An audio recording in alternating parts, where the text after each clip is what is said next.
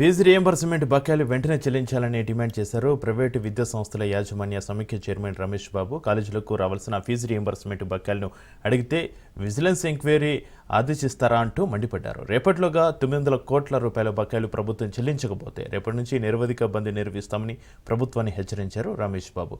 November 10వ తేదీన 10 లక్షల మంది విద్యార్థులతోటి హైదరాబాద్లో నిరసన తెలియజేస్తామన్నారు.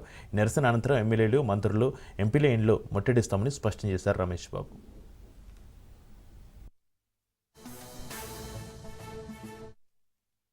20th లోపల మీరు డబ్బు ఇస్తామన్నారు, ఇవ్వలేదు.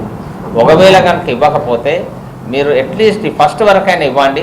ఫస్ట్ నుంచి కనుక ఇవ్వకపోతే మాత్రం 3rd నుంచి మాత్రం మేము కళాశాలలు బంద్ చేస్తామని చెప్పేసి మేము నిర్ణయించి ప్రభుత్వానికి అది చెప్పాం. ప్రభుత్వం ఆ విషయంలో ఎటువంటి నిర్ణయం తీసుకోకుండా పైపెచ్చు ఒక బెదిరింపు ధోరణిలో విజిలెన్స్ ఇన్స్పెక్షన్స్ అని చెప్పేసి మా మీద ఒక జీవో తీసేది. వాళ్ళు మమ్మల్ని భయభ్రాంతులకు గురి చేసినా కూడా కళాశాలకు కనుక డబ్బు ఇవ్వకపోతే కళాశాలలో ఉన్న అధ్యాపకులకు, ఇతర సిబ్బందికి మేము సాలరీస్ ఇవ్వలేము. కాబట్టి ఆ ఇవ్వలేని పరిస్థితుల్లో కళాశాలలో ఉండే అధ్యాపకులు, ఇతరత్ర వారందరూ కూడా మాకు నోటీసులు ఇచ్చారు. కాబట్టి అవన్నిటిని దృష్టిలో పెట్టుకొని 3rd నుంచి నిరవధికంగా రాష్ట్రంలో ఉన్నటువంటి కళాశాలలు రాష్ట్రంలో నిరవధికంగా మూతపడతాయని చెప్పేసి ఇందు మూలంగా మీకు చెప్పడం జరుగుతుంది.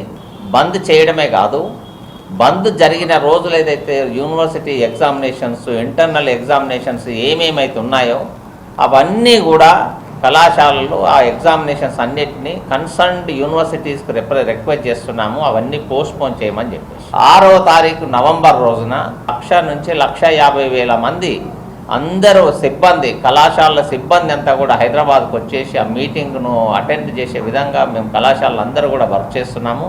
November 10th or November 11th హైదరాబాద్లో 10 లక్షల మందితోని స్టూడెంట్స్ మీటింగ్ కూడా మేము ఏర్పాటు చేస్తున్నాం. లోకల్గా ఏదైతే ఉన్నాయో ఎమ్మెల్యేస్ల ఇళ్ళని ముట్టడి చేయడము, ఆఫీసర్స్ ఇల్లు ముట్టడి చేయడము, కలెక్టర్ ఆఫీస్కి వెళ్ళేసి రిప్రజెంటేషన్ ఇవ్వడము, అత్యంత దీనస్థితిలో ఉన్నటువంటి ఈరోజు ఎడ్యుకేషన్ సెక్టర్ను ప్రభుత్వం ఎలా కాపాడుతుందో మేము ప్రభుత్వాన్ని ఇన్ని కార్యక్రమాల ద్వారా మేము ప్రభుత్వానికి తెలియజేస్తున్నాం. 3వ తేదీ నుండి ఈ రాష్ట్రంలోని పోస్ట్ మ్యాట్రిక్ అన్ని విద్యా సంస్థలన్నీ కూడా నిరవధికంగా మేము బంద్ పాటించబోతా ఉన్నాం. ప్రభుత్వం యొక్క బాధ్యతను ప్రెస్ మీట్ పెట్టి లేకుండా ఉద్యమం నడిపి బంద్ పాటించి గుర్తు చేయాల్సిన అవసరం వస్తుందని మేము ఎప్పుడు కూడా అనుకోలేదు. రాష్ట్ర ప్రభుత్వం యొక్క నైతిక బాధ్యత, మీరు అలొకేట్ చేసినటువంటి బడ్జెట్లో సుమారుగా 24,000 కోట్ల రూపాయలు అలొకేట్ చేస్తారు ప్రతి సంవత్సరం, కొద్దిగా అటు ఇటు వేరియేషన్తో.